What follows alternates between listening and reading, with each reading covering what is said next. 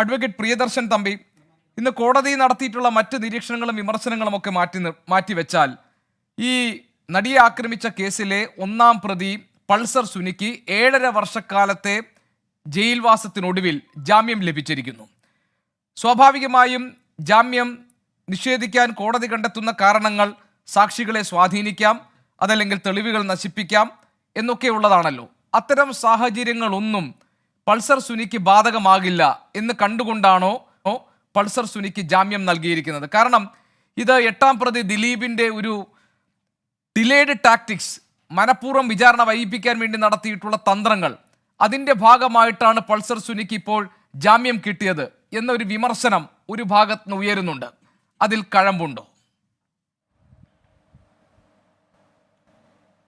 അല്ല, ഇതിനകത്ത് ഗോപികൃഷ്ണൻ ചോദിച്ച 2 ചോദ്യങ്ങളെയും നമ്മൾ അഡ്രസ്സ് ചെയ്യുകയാണെങ്കിൽ, ഒന്നാമത്തെ കാര്യം, എനിക്ക് തോന്നുന്നു ഈ സാക്ഷികളെ സ്വാധീനിക്കാൻ സാധ്യതയുണ്ടോ, അല്ലെങ്കിൽ കേസിനെ, ഈ പ്രതിയെ ജാമ്യത്തിലിറങ്ങിയാൽ കേസിൻ്റെ പ്രോസിക്യൂഷൻ കേസിനെ ഏതെങ്കിലും ബാധിക്കുമോ എന്നുള്ള കാര്യങ്ങളൊന്നുമല്ല സുപ്രീം കോടതി പ്രധാനമായും പരിഗണിച്ചിരിക്കുന്നത് എന്ന് വേണം നമ്മൾ മനസ്സിലാക്കാൻ. കാരണം ഏറ്റവും പ്രധാനപ്പെട്ട ഒരു കാര്യം, ഈ ബെയില്, ഒരു പ്രതിയുടെ ബെയിൽ സംബന്ധിച്ചുള്ള ക്രിമിനൽ ജൂറിസ്പ്രുഡൻസിലെ ഫണ്ടമെൻ്റൽ ആയിട്ടുള്ള പ്രിൻസിപ്പിളാണ് ഒരു പ്രതിയെ അവൻ എത്ര ക്രൂരകൃത്യം ആണ് ചെയ്തത് എങ്കിൽ പോലും എന്താ പറയുക, ഈ വിചാരണ അനിതര സാധാരണമായി നീണ്ടുപോവുകയും കാരണം ഒരു പ്രതി until the contrary is proved, അയാൾ is presumed to be innocent എന്നുള്ളതാണ് ക്രിമിനൽ നിയമത്തിൻ്റെ ഏറ്റവും അടിസ്ഥാനമായ കാതൽ. ജസ്റ്റിസ് VR കൃഷ്ണയ്യരുടെ എത്രയോ വർഷങ്ങൾക്ക് മുമ്പുള്ള സുപ്രധാനമായ വിധിയിൽ അദ്ദേഹം അടിവരയിട്ട് പറഞ്ഞിട്ടുണ്ട്, bail is the rule and jail is an exception. ജാമ്യമാണ് ജാമ്യം എന്ന് പറയുന്ന ഒരു പ്രതിയുടെ അവകാശമാണ് എന്ന് പറഞ്ഞിട്ടുണ്ട്. അതിൻ്റെ ചുവട് പിടിച്ചുകൊണ്ട് തന്നെയാണ് ഈ അടുത്ത് നമുക്കെല്ലാവർക്കും അറിയാവുന്നതുപോലെ തന്നെ ഡൽഹി മദ്യ അഴിമതി കേസുമായി ബന്ധപ്പെട്ടുകൊണ്ട് ആം ആദ്മി പാർട്ടിയുടെ നേതാക്കന്മാർക്ക് സുപ്രീം കോടതി ഇതേ കാരണങ്ങൾ ചൂണ്ടിക്കാട്ടിക്കൊണ്ടാണ് ജാമ്യം കൊടുത്തത്. എന്നാൽ ഈ കേസിലും 7.5 വർഷമായി ഈ കേസിലെ 1ാം പ്രതി വിചാരണ തടവുകാരനായി കിടക്കുകയാണ്. ആ വിചാരണ തടവുകാരനായി കിടക്കുന്ന പ്രതി 7 വർഷത്തിനുള്ളിൽ പലതവണ സെഷൻസ് കോടതി മുതൽ സുപ്രീം കോടതി വരെ ജാമ്യത്തിന് വേണ്ടി സമീപിക്കുകയും, എന്നാൽ അന്നെല്ലാം സംസ്ഥാന ഗവൺമെൻറ് എതിർത്തത് ഈ കേസിൻ്റെ വിചാരണ ഉടനെ തീരും എന്നും വിചാരണയുടെ ഇടയിൽ ഈ പ്രതിക്ക് ജാമ്യം കൊടുത്താൽ അത് വിചാരണയെ സാധകമായി ബാധിക്കും എന്നുള്ള വാദങ്ങളെല്ലാം പരിഗണിച്ചുകൊണ്ടാണ്. എന്നാൽ നമ്മൾ മനസ്സിലാക്കുന്നത് പോലെ തന്നെ ഈ കേസിൻ്റെ വിചാരണ നീണ്ടുപോകുന്നു, അനിതര സാധാരണമായി നീണ്ടുപോകുന്നു. കാരണം നമുക്കറിയാം, ഒരു കേസിൽ, ക്രിമിനൽ കേസിൽ യാതൊരു സംശയവും വേണ്ട, ആ കേസിലെ ഒരു ട്രയൽ എന്ന് പറയുമ്പോൾ ആ കേസിൻ്റെ ആത്മാവെന്ന് പറയുന്നത് ആ കേസിൻ്റെ ട്രയൽ പ്രൊസീഡിങ്സ് തന്നെയാണ്. യാതൊരു സംശയവും വേണ്ട. ഒരു കേസിൻ്റെ, പ്രധാനപ്പെട്ട ഒരു കേസിൻ്റെ വിചാരണ നടന്നു, അത് ഹൈക്കോടതിയിലും സുപ്രീം കോടതിയിലും എല്ലാം പോകുമ്പോൾ പോലും വിചാരണയിൽ എന്തൊക്കെ വാദമുഖങ്ങൾ നിരത്തുന്നു, ആ വാദമുഖങ്ങൾ മാത്രമേ മേൽക്കോടതിയിലും except the question of law ഉന്നയിക്കാൻ കഴിയുകയുള്ളൂ. അതുകൊണ്ട് തന്നെ ഒരു പ്രതിക്ക് തീർച്ചയായിട്ടും സാക്ഷികളെ ക്രോസ് വിസ്താരം ചെയ്യാനുള്ള അവകാശമുണ്ട്, ചോദ്യങ്ങൾ ചോദിക്കാനുള്ള അവകാശമുണ്ട്, തൻ്റെ നിരപരാധിത്വം തെളിയിക്കുവാനുള്ള അവകാശമുണ്ട്. അതൊന്നും ഞാൻ നിഷേധിക്കുന്നില്ല. എങ്കിൽ പോലും ഈ കേസിൽ അനിതര സാധാരണമായ ഡിലേ ട്രയൽ പ്രൊസീഡിങ്സിൻ്റെ കാര്യത്തിൽ ഉണ്ടായിട്ടുണ്ട് എന്ന് ഞാനല്ല, നിങ്ങളല്ല, നമ്മളാരുമല്ല, സുപ്രീം കോടതി തന്നെ ഇപ്പോൾ ശരിയായ രീതിയിൽ ചൂണ്ടിക്കാണിച്ചിരിക്കുന്നു. അതിൻ്റെ അടിസ്ഥാനത്തിൽ കൂടിയാണ് ഈ കേസിൽ ഇപ്പോൾ പൾസർ സുനിക്ക് ജാമ്യം ലഭിച്ചിരിക്കുന്നത്.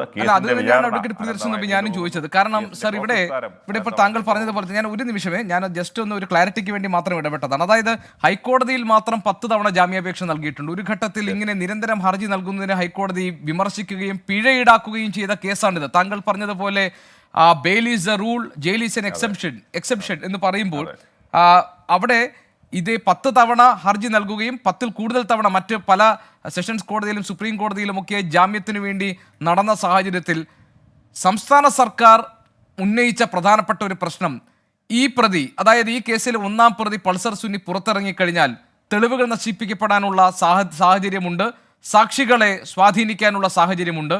മാത്രമല്ല, ഈ നടിയെ ആക്രമിക്കുന്ന ദൃശ്യങ്ങളടങ്ങിയ മൊബൈൽ ഫോൺ അത് എവിടെയാണെന്ന കാര്യത്തിൽ ഇപ്പോഴും അത് നഷ്ടപ്പെട്ടു പോയി എന്നൊക്കെ പൾസർ സുനി പറഞ്ഞെങ്കിലും അതൊന്നും വിശ്വാസയോഗ്യമായ ഒന്നായി നിൽക്കുന്നില്ല. അപ്പോൾ അങ്ങനെയാണെങ്കിൽ ആ എക്യുപ്മെന്റ്, അതായത് ഇതിനു വേണ്ടി ഉപയോഗിച്ച ഫോൺ അയാളുടെ കൈവശം ഇപ്പോൾ എവിടെയെങ്കിലും ഉണ്ടെങ്കിൽ അത് കാട്ടി വേണമെങ്കിൽ ഈ അതിജീവിതയെ ഭീഷണിപ്പെടുത്താം എന്നതടക്കമുള്ള ഗൗരവ സ്വഭാവത്തിലുള്ള പ്രശ്നങ്ങൾ ഈ പ്രതി പുറത്തിറങ്ങിക്കഴിഞ്ഞാൽ ഉണ്ട് എന്ന് കോടതിയുടെ ശ്രദ്ധയിൽ കൊണ്ടുവന്നിരുന്നു സംസ്ഥാന സർക്കാർ ഓരോ വട്ടവും. ഇത്തവണയും അത്തരമൊരു അപകട സാഹചര്യം നിലനിൽക്കുന്നുണ്ടോ? പൾസർ സുനി പുറത്തിറങ്ങിക്കഴിഞ്ഞാൽ ഈ കേസിലെ നിർണായകമായ തെളിവുകൾ ഒരുപക്ഷെ ഇല്ലാതായി പോയേക്കാം എന്ന ഒരു ആശങ്ക ഉണ്ടെങ്കിൽ അതിന് സാങ്കത്യമുണ്ടോ? അല്ല, എനിക്ക് തോന്നുന്നു ഈ വാദമുഖങ്ങളൊക്കെ അതെല്ലാം തന്നെ കളവാണെന്നോ അതൊന്നും നിലനിൽക്കുന്നില്ല അല്ലെന്നോ നമുക്ക് പറയാൻ കഴിയില്ല. എങ്കിൽ പോലും ആ വാദമുഖങ്ങളെല്ലാം തന്നെ നേരത്തെ മുന്നിലാലെ ഹൈക്കോടതിയായാലും ശരി, സുപ്രീം കോടതിയായാലും ശരി, വിചാരണ കോടതിയായാലും ശരി പരിഗണിച്ചതിൻ്റെ അടിസ്ഥാനത്തിലാണ് അയാൾക്ക് ഒന്നാം പ്രതിക്ക് ജാമ്യം നിഷേധിച്ചത്. പക്ഷേ അങ്ങനെ ഒരു വാദം, ഉദാഹരണത്തിന് അങ്ങനെ ഒരു പ്രോസിക്യൂഷന് അങ്ങനെ ഒരു വാദമുണ്ട് എന്നുള്ള ഒറ്റ കാരണത്താൽ, ഞാൻ മുമ്പേ പറഞ്ഞ റൈറ്റ് ടു സ്പീഡി ട്രയൽ എന്ന് പറയുന്ന അയാളുടെ അവകാശമാണ്.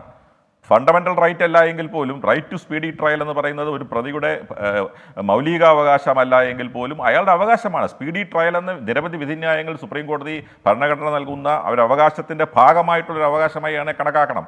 ആരവകാശത്തെ എടുത്തു കളയാൻ ഇത്തരത്തിലുള്ള ആശങ്കകൾക്ക് ഒന്നും കഴിയില്ല. കാരണം 7.5 വർഷം നമ്മൾ ആലോചിക്കണം. 7.5 വർഷമായിട്ട് ഒരു കേസിലെ ഒരു പ്രതി, കേസിന് എന്ത് ഗൗരവ സ്വഭാവമുള്ള കേസായാലും ആ 7 വർഷത്തിനുള്ളിൽ അതിൻ്റെ വിചാരണ പൂർത്തിയാക്കാനുള്ള ബാധ്യത ആർക്കാണുള്ളത്? ആ വിചാരണ ഏതെങ്കിലും തരത്തിൽ നീട്ടിക്കൊണ്ടുപോകാൻ ഈ ഒന്നാം പ്രതി ശ്രമിച്ചിട്ടുണ്ടോ എന്നുള്ള പ്രശ്നമാണ് പരിശോധിച്ചത്. പിന്നെ മറ്റൊരു കാര്യം, ഈ പ്രതിക്ക് ജാമ്യം ഇപ്പോൾ ഇത് കൊടുത്തു കഴിഞ്ഞാൽ വിചാരണയെ എന്തെങ്കിലും തരത്തിൽ ബാധിക്കുമോ എന്നുള്ള അങ്ങയുടെ ചോദ്യത്തിന് എൻ്റെ മറുപടി, ഈ കേസിൽ 2 തലത്തിൽ അതിനെ കാണാനാണ് ഞാൻ ആഗ്രഹിക്കുന്നത്. ഒന്ന്, ഈ കേസിലെ പ്രധാനപ്പെട്ട സാക്ഷികളുടെ എല്ലാം സാക്ഷി വിസ്താരം പൂർത്തിയായിരിക്കുന്നു എന്നുള്ളതാണ് ഏറ്റവും പ്രധാനപ്പെട്ട കാര്യം. ഇതിലെ ഇൻവെസ്റ്റിഗേറ്റിംഗ് ഓഫീസർ എന്ന് പറയുന്നത് ഒരു ക്രിമിനൽ കേസിലെ ഏറ്റവും അവസാനത്തെ സാക്ഷിയാണ് അന്വേഷണ ഉദ്യോഗസ്ഥൻ. അന്വേഷണ ഉദ്യോഗസ്ഥൻ്റെ ക്രോസ് വിസ്താരമാണ് ഇപ്പോൾ നടന്നുകൊണ്ടിരിക്കുന്നത് എന്നാണ് നമ്മൾ മനസ്സിലാക്കുന്നത്. കാരണം ഇതൊരു എന്താ പറയുക, ക്ലോസ്ഡ് ട്രയൽ ആയതുകൊണ്ട് നമുക്ക് അതിനെക്കുറിച്ച് ചർച്ച ചെയ്യാനും കഴിയില്ല, അതെന്താണ് നമുക്കറിയില്ല. എങ്കിലും 85 ദിവസം നീണ്ടുനിന്ന ക്രോസ് വിസ്താരം 1800 പേജുകൾ അടങ്ങുന്ന ഒരു വലിയ ഡോക്യുമെന്റ്. അപ്പോഴാണ് കോടതി ചോദിച്ചത് ഈ വിചാരണ എപ്പോൾ കഴിയുമെന്നാണ് പ്രതീക്ഷിക്കേണ്ടത് എന്ന് കോടതി ചോദിച്ചത് അതുകൊണ്ടാണല്ലോ. അതെ, തീർച്ചയായിട്ടും. അല്ല, അതെല്ലാം പരിഗണിച്ചതിൻ്റെ അടിസ്ഥാനത്തിലാണ് ഇപ്പോൾ. അതുകൊണ്ട് ഈ അനന്തമായിട്ട് ഈ വിചാരണ നടക്കുന്നു, ഇത്ര ദീർഘമായ ക്രോസ് വിസ്താരം നടക്കുന്നു എന്നുള്ളത് കൊണ്ട് ആ ഒരു ഘട്ടത്തിൽ പ്രോസിക്യൂഷന് അല്ലെങ്കിൽ പോലീസിന് അത്തരത്തിലുള്ള വാദം ഉന്നയിച്ചുകൊണ്ട് ഈ പ്രതിയെ വീണ്ടും ഇങ്ങനെ അനന്തമായി ജയിലിലിടാൻ കഴിയില്ല എന്നുള്ളതാണ് സുപ്രീം കോടതി കണ്ട മറ്റൊരു പ്രശ്നം.